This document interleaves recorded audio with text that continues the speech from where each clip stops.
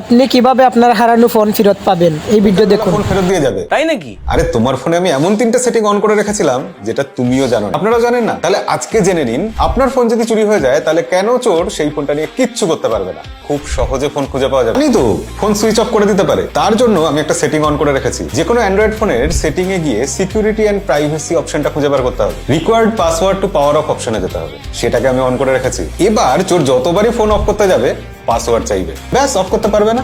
যদি ফোনের airplane mode on করে দেয়? আরে না না, আমি সেটাও ভেবেছি। চোর ফোনের এয়ারপ্লেন মোড অন করতে পারবে। সেটিং এ গিয়ে আমি swipe down to notification off এই মোডটাকে অফ করে রেখেছিলাম। এবার চোর কোনোভাবেই আর নোটিফিকেশন থেকে এয়ারপ্লেন মোড অন করতে পারবে না। আর যদি সিমটা খুলে ফেলে দেয়? হ্যাঁ, এই ভয়টা সবাই পায় যে চোর তো সিম কার্ড খুলে ফেলে দেবে। এই ভয়টা আপনি পাবেন না। প্রথমে গুগল অল সার্ভিসেসে গিয়েছিলাম, তারপর ফাইন্ড মাই ডিভাইস অপশনে গিয়েছিলাম। সেখানে গিয়ে ফাইন্ড ইওর অফলাইন ডিভাইস এই অপশনটা দেখেছিলাম। তারপর এখানে উইদাউট নেটওয়ার্ক অপশনটাকে সিলেক্ট করে রেখেছি।